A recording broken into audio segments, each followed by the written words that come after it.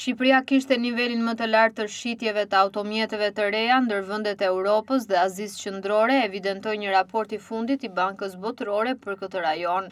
Shqipëria ka shënuar ndërritjet më të mëdha të regjistrimeve të makinave të reja për 1000 banor në Europën dhe Azinë Qendrore gjatë vitit 2024 krahasuar me vitin 2016. Diferenca mes dy periudhave është shumë e theksuar se në shumicën e vendeve të rajonit, ndërsa vende si Bosnja, Bullgaria apo Rumania kanë mbetur me ritme të ulta të shitjeve. Shqipëria i është afruar vendeve si Kroacia dhe Polonia për numrin e regjistrimeve të makinave të reja për frym. Në anën tjetër, të dhënat në Turqi tregojnë se shitjet e makinave hibride dhe elektrike po rriten me ritme të shpejta, duke shtyrë tregun drejt mjeteve më të pastra. Për 2025-ën, pjesa e këtyre mjeteve në totalin e shitjeve është rritur ndjeshëm krahasuar me një vit më parë, ndërsa makinat me naftë kanë pësuar rënje të vazhdueshme.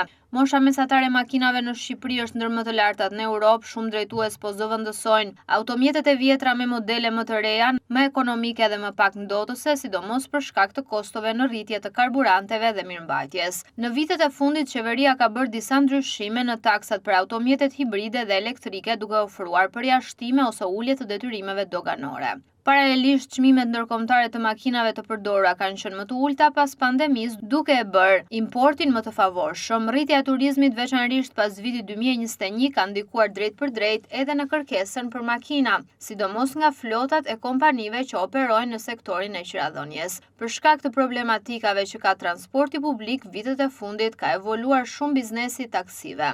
Ky biznes, sidomos në Tiranë, është zgjeruar shpejt me flota makinash hibride ose elektrike.